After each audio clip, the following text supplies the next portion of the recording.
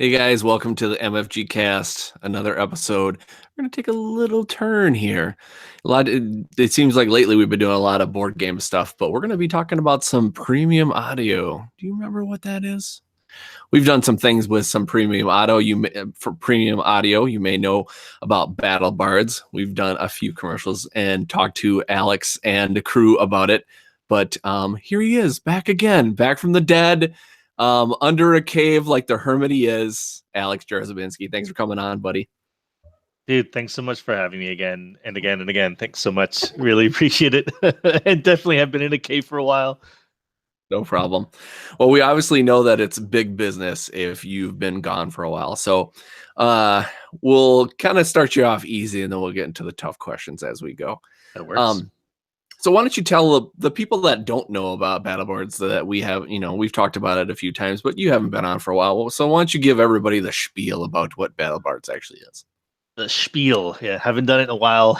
So let's see, dust that off a bit. Battlebards provides premium audio for tabletop gaming. So it's typically been fantasy, but we just got into sci-fi. So anything from soundscapes like the rustling of leaves in a forest or a busy medieval town to voiceovers of vendors and guardsmen to orchestral, these big, huge orchestral mood music and kind of orchestral pieces to sound effects. So the blast of a fireball, the crackling of a lightning bolt, the majesty of a rise dead spell. We contract with some major talent, people that typically work on film, video game, TV, commercials, you name it.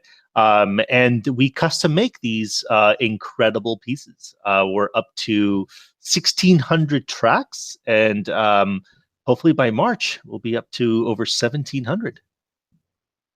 Wow, that's crazy. 1,700. Wow. And the chat is live, so if you have any questions about anything that we're talking about, please do.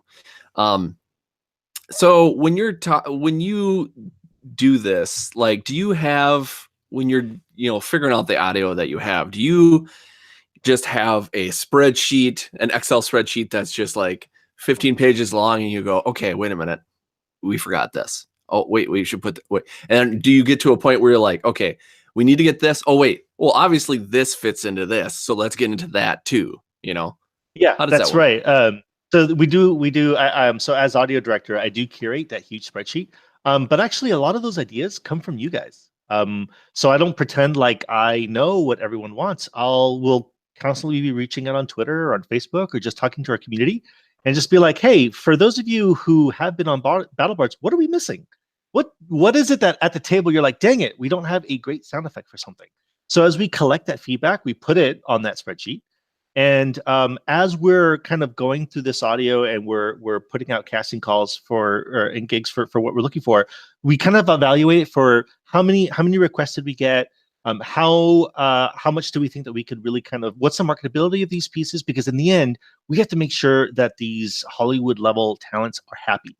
And a lot of that happiness comes from making sure that they are making some decent money to then continue making tracks for us. So we kind of break it down based on what we think the demand is, and we'll just start putting those calls out there. That's awesome. So when you're looking for the talent that you're looking for, do you have people that when you put out that call, they're like, this is something I've always wanted to do. Please put me on this, or is it something where, have you had those struggles where you're like, okay, this shouldn't be that hard. I need this voice or I need this sound effect. And it's so hard to find. Both.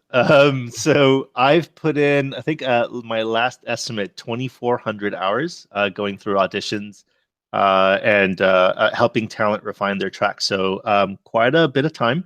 So yes, both of those, Kurt. So like, for example, we would do like something like I would think is simple, like orc language. I'm like, come on, this is simple. This is in all these movies and pop media everywhere. But trying to find that right inflection, that right growl with something that kind of feels like there's a grammar and a syntax behind was really hard to do. On the flip side, we'll get talent that is they'll send me a message and something like, oh my god, thank god for this, we get to be creative.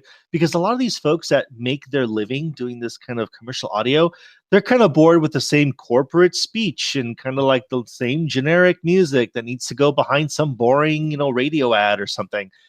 We give them a lot of leeway, so we kind of create our auditions in a very specific way that gives them some creative license so they can stretch their legs a bit and still kind of deliver what we're looking for. That's awesome. So do you do this live? Do you do it as they kind of take their time and then bring it to you? Is it a collaborative thing? How does that shape out? It's pretty collaborative. So we'll put what we call a creative brief into the gig that we're looking for and provide some context. So that takes me several days to piece together. And during that time, I'll be doing research. Like, for example, when we're thinking, what do a pack of goblins really sound like? What I'll try to do is I'll go through as much source material as I can in movies and games and as much as I can to kind of provide some solid direction for the talent to really kind of start refining. So that takes a couple days. We put a brief out, and then it's a collaborative process with everybody who subscribes, who auditions. But that's it. But that's one of the secrets of BattleBards, which I will unveil. It's all the tracks that you hear have all been heavily curated, have been a kind of a collaborative process by myself and the talent, and they have to go through a vetting process. And so the 1700, the 1600 now that you're seeing, the amount of stuff that we decided not to pick up on is an order of magnitude much higher, because what we kind of want to hold ourselves to is what we call the BattleBards level of quality. And if it doesn't quite hit that, we're like, hey, we're really sorry. This just kind of isn't quite what we're looking for, because we want to make sure that when a gamer comes, they're getting stuff that gamers ourselves and our community has kind of put the rubber stamp on. Yeah, that's great. That's awesome. So we've talked about this before in the past, and I thought I would just kind of revisit it again. So are you still with your gaming group that you started with that kind of brought this all to the forefront? Yep, still the same group. People have come and gone over the years, because that group, that was one campaign, has now, I think we're in year 7 or 8, the same campaign that I've been running, which is nuts. Yeah, life gets in the way. Life happens, right? So people come and gone. But yeah, we haven't played lately in a while. We had a going away game in December, as one of our longtime friends was moving out to Florida. But yep, we still normally play. I think we're on the slow XP progression, so I think they're starting to hit level 13, 14. But yep, still going. The original group that inspired this whole deal. Nice. So how long have you guys been playing then? With some of the people in the group, I would say about 15 years. It's probably the longest single person that I've been playing with, maybe even close to 20 years. I'm kind of aging myself a bit, but yeah, a long time.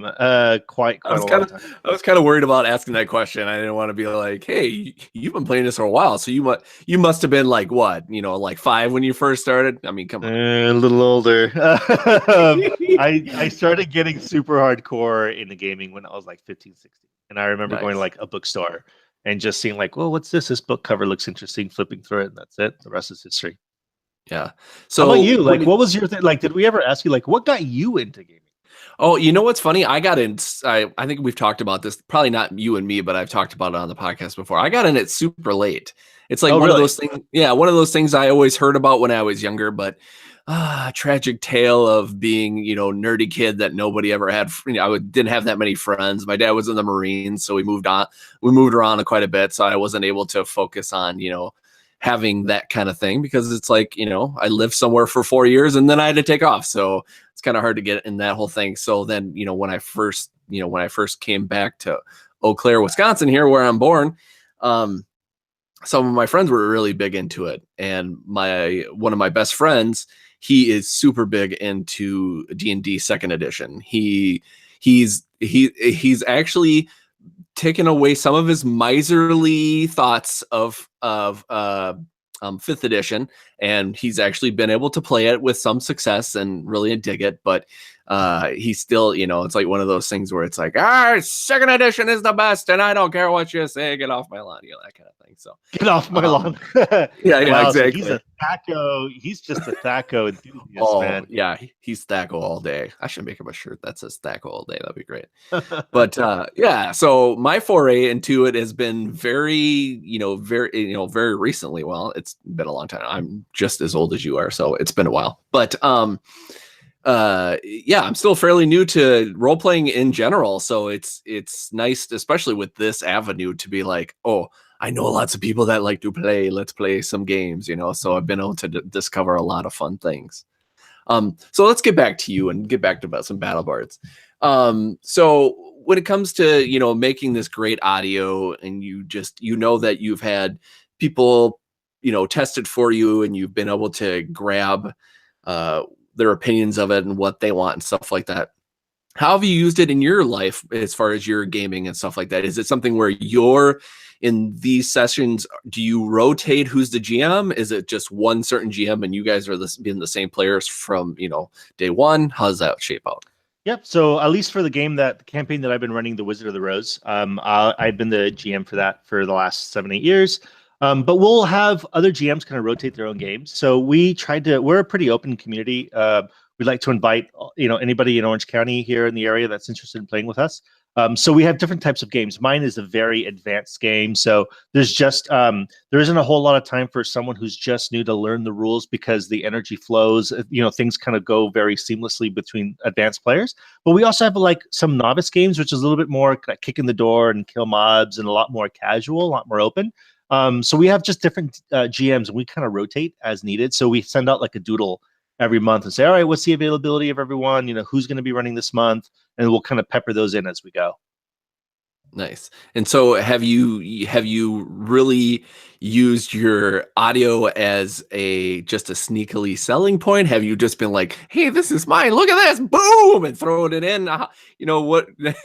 I'm sure you've been pretty modest about it, because you're a pretty modest person, but tell me about that. I'm so eager to know. Yeah, I mean, as someone comes, I've been using audio in my games for so long, I don't think about it so much anymore. So if someone new comes in, we'll just start playing, and all of a sudden, when I say like the catapult shot knocks that tower down, and you hear the crumbling of that tower happen, they're just like, what the hell?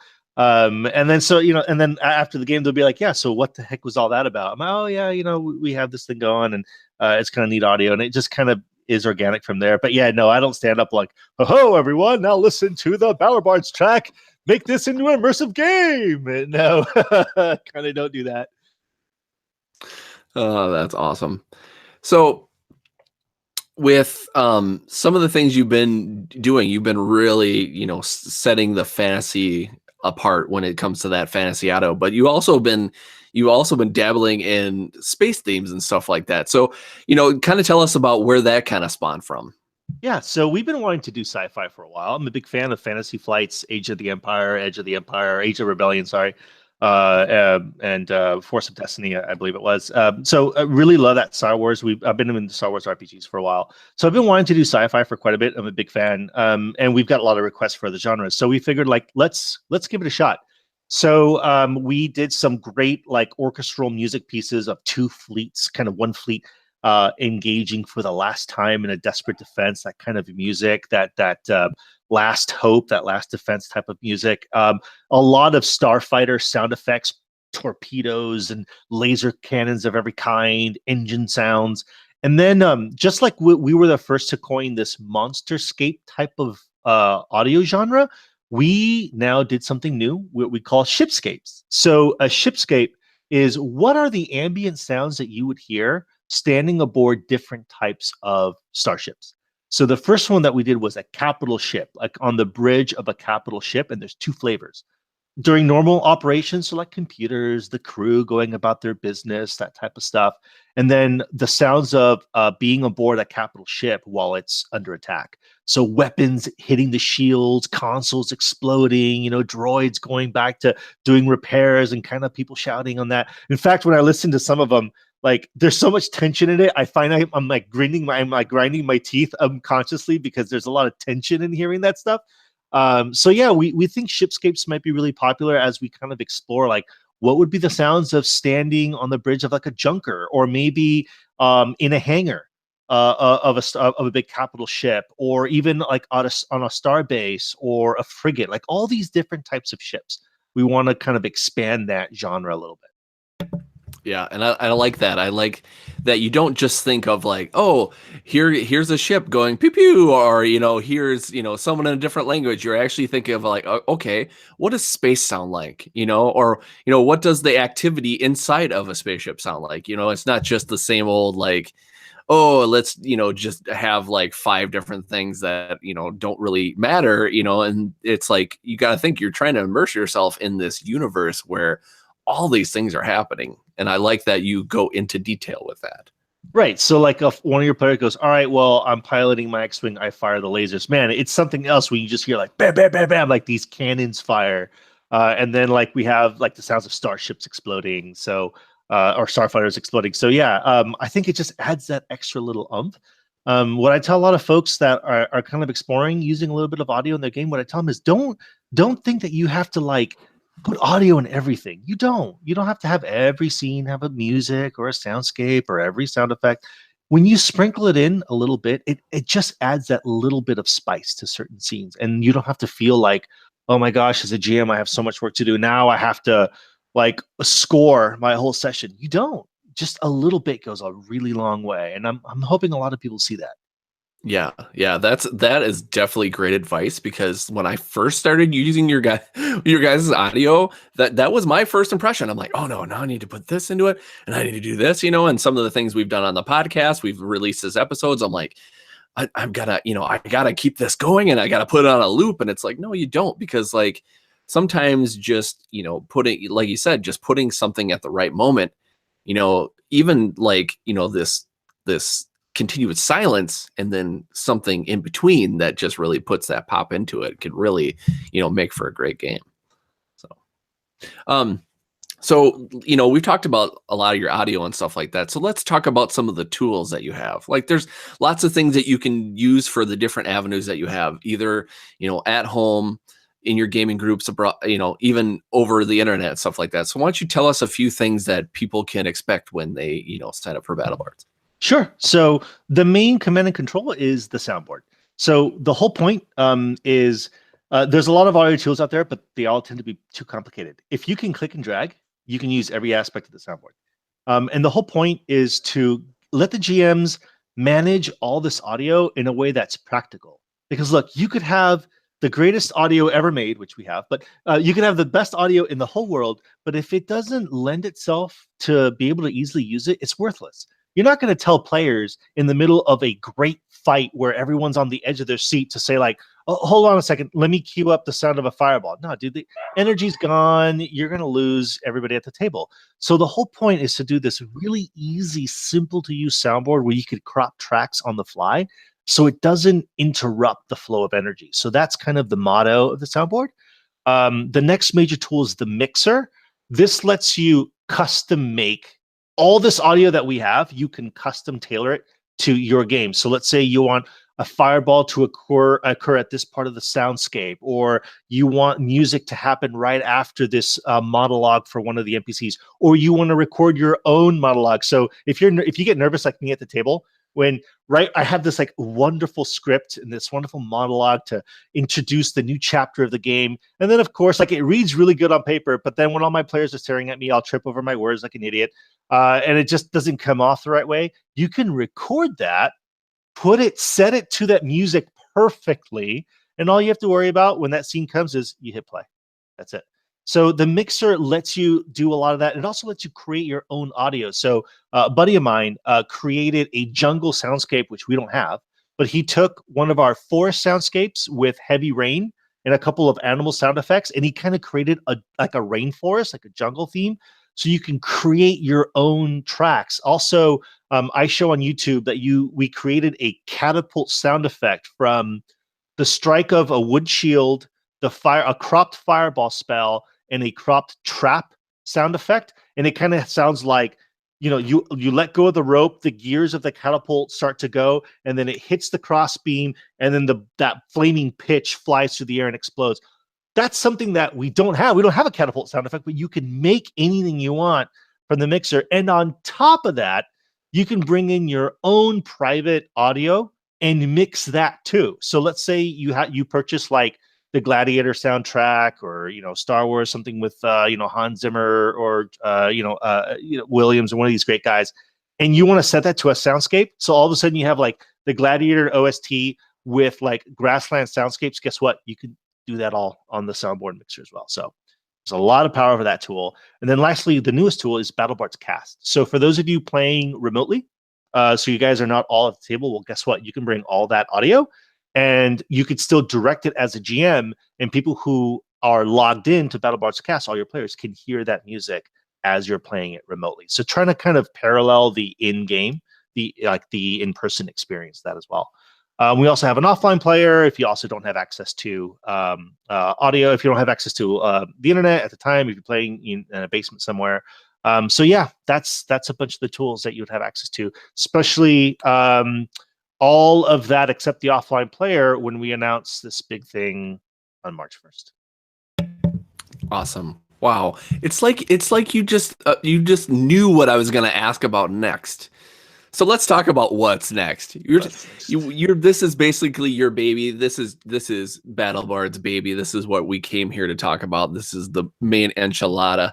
I can't think of any other things to talk about, but like, it's BattleBards Prime. It's a subscription service. I'm not gonna spiel about it. I will let you talk about it. So give us the pitch. So Battlebards Prime. So as you know, we haven't been able to talk for a while, and that's why I'm sorry if I had you worried, but I've been in a cave, as you've mentioned. So have the whole design team.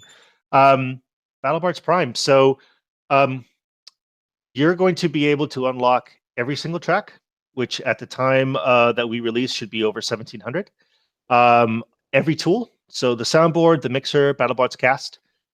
You're going to get the ability to upload your own tracks, which is an unlock. You're going to get if download is your thing.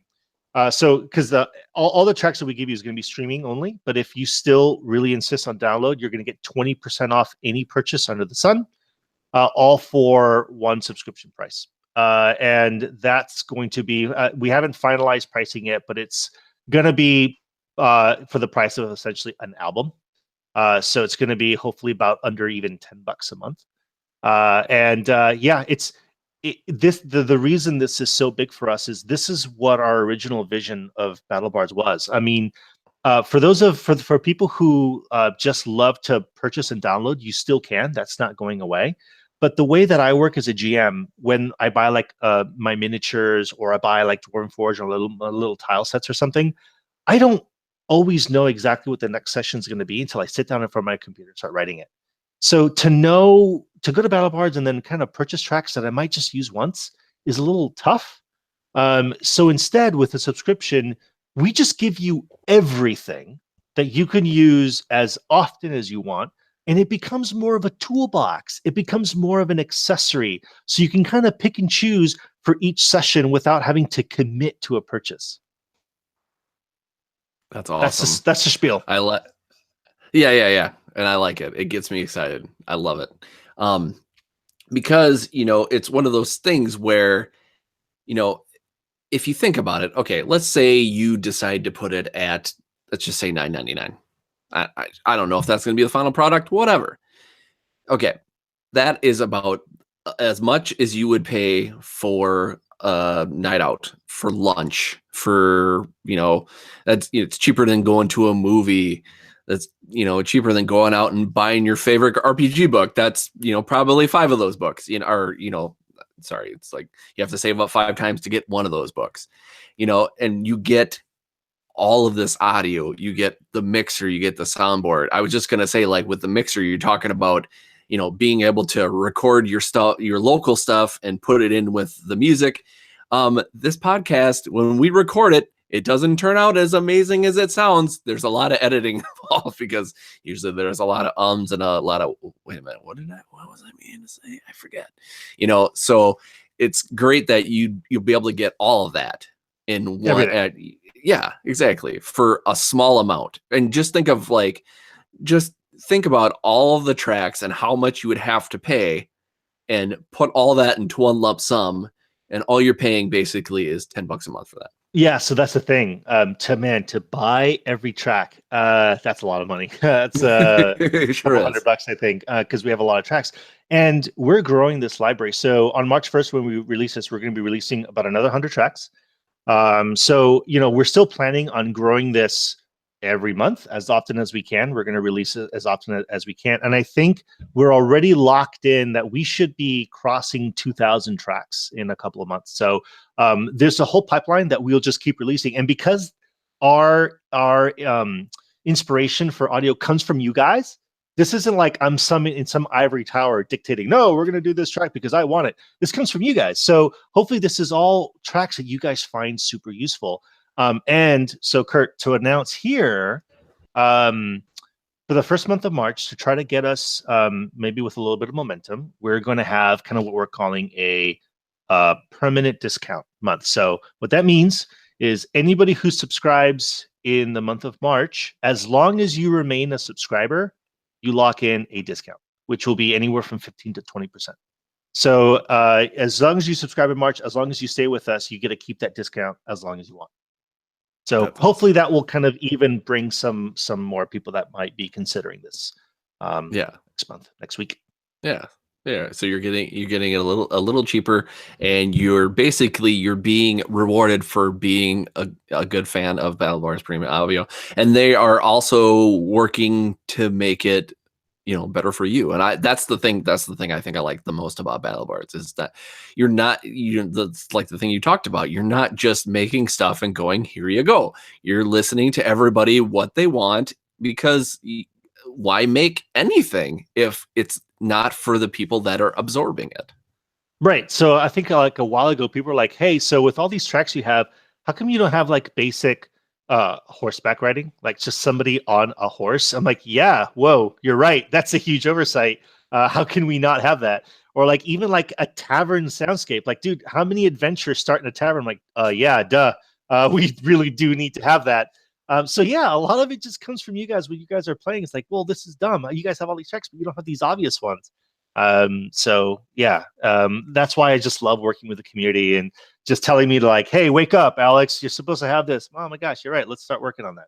Yeah. Well, it doesn't help that you're working on like 80 billion things. Of course, you're going to let a couple of things slide. So it's good to have those people that are there to tell you, what you may have missed. Right. So that works. It's okay. It's all good fun. Keep it coming. Keep it coming. We have that spreadsheet, and it's growing. So we have no shortage of stuff that still needs to happen. Like something else that occurred to me, like how do we not have death throws? Like just the sounds of killing monsters. I mean, how much of a demand would that be? Like, who doesn't want the sound of like an orc dying? But much better than I could do, like a professional voiceover artist actually doing all these types of like killing blows. Dude, that's beyond obvious. So that's kind of near the top of my list of what I want to do as well on this next kind of catalog push. Yeah, you gotta love that. I mean, it makes sense because the suggestions are only making it better for the people that want it. Like not just the people that are asking about it too. There's going to be a lot of people that have just heard about it and like, okay, what am I looking for? And then someone suggests and you come out with it and you're like, oh my God, this is something I've never done myself, or, we've done this campaign for so long and then this audio would just be perfect in here, So it's good to get everybody involved because guess what? Not just one person's going to be able to think of all the things. It's good to have a good hive mind to, come up with the best strategy for the best, monsterscapes and soundscapes and musical scores and stuff like that. So it's great. Yeah. And like what you're saying of someone who's kind of planning on using it, like when you have to buy the track and you commit to buying an album, I think there's a lot of our catalog that's not used as much because they're like, well, I could buy the Cone of Cold sound effect, but I'm going to use that once and I might not use it again. So especially like voiceovers. So we have tons of these professional voiceovers, but that's kind of hard to commit to it because like, are you going to buy the barmaid who's trying to take your order and then every time your party goes to another town, you're going to use that same barmaid? Probably not. It's going to get a little boring. But then when you have like 12 barmaids and you didn't have to buy them and you just have access to all of them, it's a lot easier to sprinkle them in and that kind of adds a new life to it. And this is why this was the original vision For those of you, I don't know if you remember, Kurt, but when we started on our Kickstarter, we started as a subscription. And we actually shut it down and started again because we got a lot of people that said, well, I don't know about subscribing. I'd rather own it and download it. So we closed it, rejiggered all of our contracts, and then we did our Kickstarter with the ownership model. But I think a lot of that was the subscribing to something that was like 500 tracks deep wasn't as appealing. But now that we've grown to the level we are, that we're going to be hitting 2,000 custom made tracks, I think now it's a lot more obvious to say, like, for a couple bucks a month, you can have access to all this at any time with all those tools. I think now's the right time. I'm hoping now's the right time. Yeah, and I think it is. It makes sense because before you're just a baby, it was just starting, so there was enough, but there wasn't not now you've got a huge resume, enough talent to, blow the minds of everybody. Plus you've been on, I know your music has been, or your audio has been on a lot of great things like Critical Role, God's Fall, etc. I mean, so if that doesn't tell you that it's great stuff, then what the hell are we doing here? I mean, really.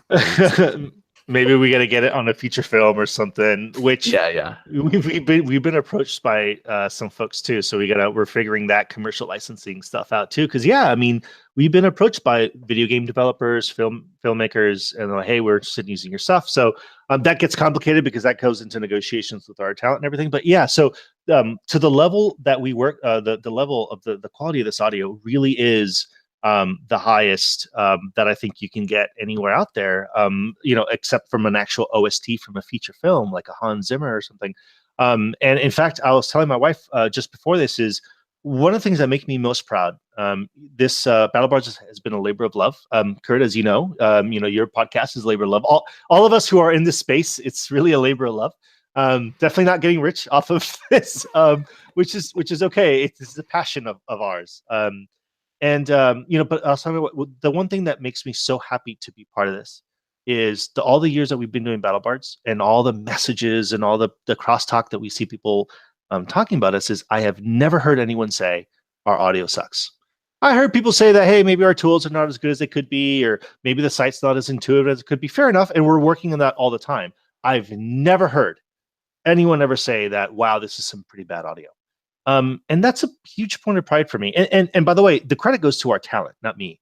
But that really goes to how hard they work on this stuff and how many countless hours they go on perfecting these tracks.